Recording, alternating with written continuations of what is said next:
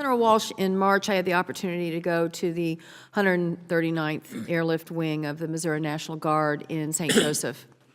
As you know, they fly C-130s and really do a critical training mission for other members of the Guard and, frankly, for our allies. One of the reasons that is a cost-effective base for the National Guard and for our nation's military is because of the training that they're providing and getting revenue for to many pilots from across the world. I think you probably know the problem. They don't have a J. And if they don't get a 130J, then those countries are no longer going to come to get trained at St. Joseph.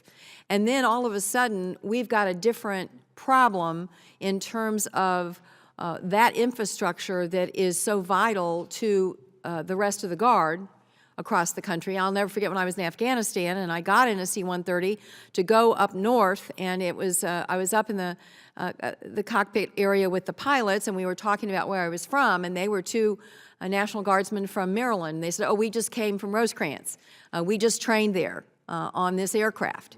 And were so complimentary of the training they'd received. So I really want to ask you, you know, you can't update everybody and expect the Guard to be what it needs to be if they don't get the updated J model.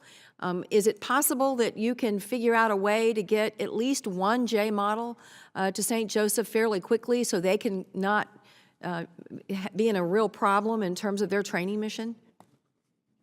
Senator, of course, we can look at the plan for St. Joseph, but I'll tell you this, what we're doing right now is we're building the long-term C-130 modernization plan for all the components. By the end of this FIDA, by 2019, we will actually have 4 locations where there are J models in the active force and 4 locations where we have J models in the reserve components, between the 3 in the Guard and 1 in the reserve. And so we actually have the plan in place. We don't have that many J models coming off the production line over the next 4 or 5 years to dramatically alter the numbers going into place yet in the reserve component. It's clearly got to be part of the plan.